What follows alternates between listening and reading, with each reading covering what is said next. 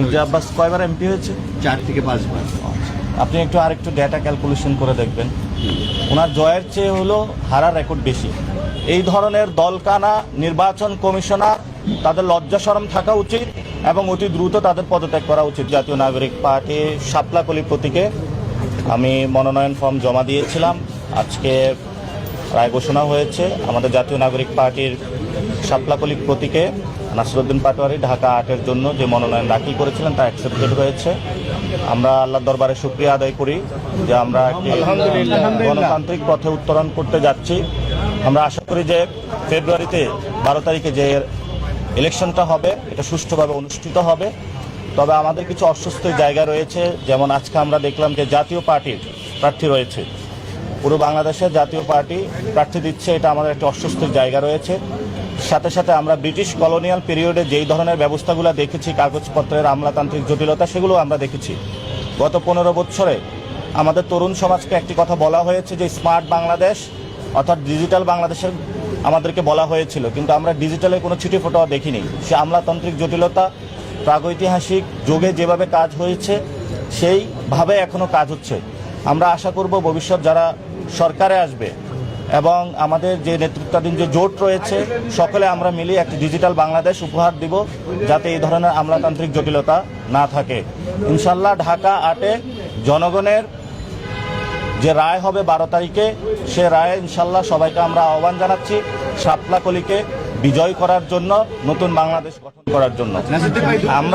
আমরা এই অফিসে যতটুকু দেখেছি সেখানে ওনাদের নিরপেক্ষতা দেখেছি এবং সকলের সামনে ওনারা কথা বলেছেন, কিন্তু বিভিন্ন জায়গায় যেমন দেবিদ্বারে সেখানে ঋণ খেলাপি যেটা হলো হাসনাত আবদুল্লাহ আপত্তি তুলেছিলেন, সেটার এখনও সুরাহা করা হয়নি এবং বিভিন্ন জায়গাতে আরও আছে প্রশাসন বিএনপির দিকে ঝুঁকে পড়েছে, তারা সেই বিষয়গুলো আপত্তি তুলেছেন।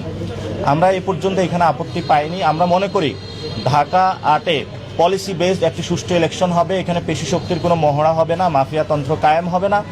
আমরা এখনও পরিস্থিতি যেটা দেখছি সেটাতে আমরা মনে করি নিরাপত্তার ঘাটতি রয়েছে, অর্থাৎ নিরাপত্তা নিয়ে আমরা শঙ্কিত রয়েছি এবং যারা আমাদের সাথে কাজ করছেন তারাও নিরাপত্তা নিয়ে শঙ্কিত রয়েছেন। কিন্তু প্রশাসনের দিক থেকে যদি ওনারা আরও অ্যাক্টিভ হন, আমরা আশা করি ঢাকা 8-এ একটি সুষ্ঠু ইলেকশন করা সম্ভব বলে আশা করি।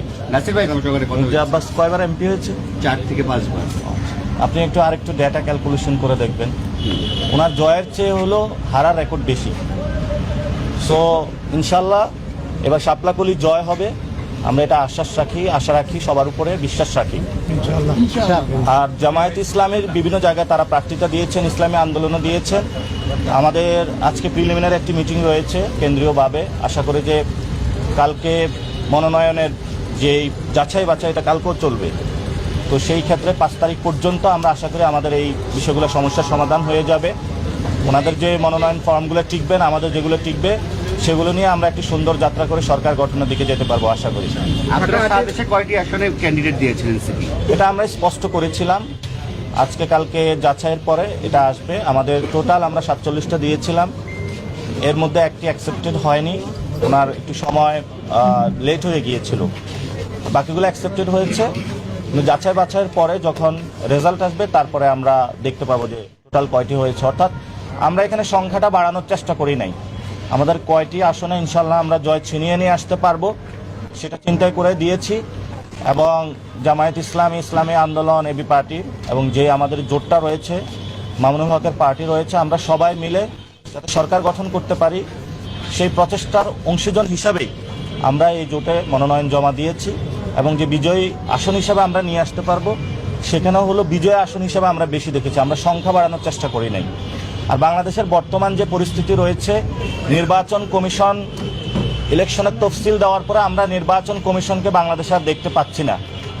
চিফ ইলেকশন কমিশনার থেকে শুরু করে বিভিন্ন জায়গায় বাংলাদেশের বড় ধরনের শোডাউন হচ্ছে পলিটিক্যাল পার্টিগুলো। আমরা সে বিষয়ে নির্বাচন কমিশনকে আহ্বান জানাবো, যদি আপনি দায়িত্ব পালনে কোথাও অপারগতা দেখেন বা কোথাও থেকে প্রেশার ফিল করেন, জনগণের সামনে আসুন, জনগণকে চেহারা দেখান। এই যে 2 দিন যাচাই বাছাই প্রক্রিয়া চলতেছে, আমরা এই ধরনের নির্বাচন কমিশন থেকে একটি স্টেটমেন্টও দেখি নাই। এবং গত 1 সপ্তাহ যে বাংলাদেশে ছবির মহড়া হলো, পোস্টারের মহড়া হলো, সেই বিষয়ে নির্বাচন কমিশনের কোনো পদক্ষেপ আমরা দেখি নাই। বরঞ্চ একজন কমিশনার নিজ থেকে আগ বাড়িয়ে কথা বলেছেন যে নির্বাচন কমিশনের যে বিধিবিধান দিয়েছে সেগুলোর ভায়োলেশন হচ্ছে না। আমরা মনে করি এই ধরনের দলকানা নির্বাচন কমিশনার তাদের লজ্জা শরম থাকা উচিত এবং অতি দ্রুত তাদের পদত্যাগ করা উচিত।